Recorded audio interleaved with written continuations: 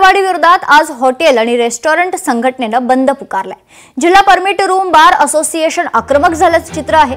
सरकार तरुणांना रोजगार देत नाही, पण आम्ही देतो, पण सरकार कर वाढवून परमिट रूम चालूच देत नाहीये। परमिट रूम बार असोसिएशन सरकारवर अनेक आरोप केलेत।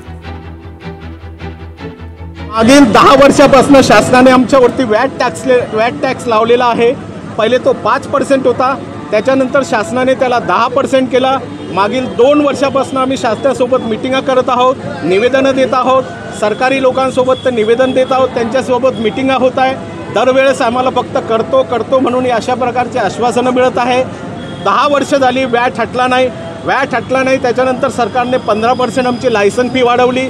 लायसन फी वाढते तर या महिन्यामध्ये सरकारने महसूल वाढवलेला आहे, म्हणजे एक्साईज ड्युटी वाढवलेली आहे। यामध्ये महाराष्ट्राचे 21,000 परमिट रूम बंद झालेले आहेत आणि वाईन शॉपने म्हणजेच FL2ने सुद्धा या आंदोलनाला आम्हाला समर्थन दिलेलं आहे।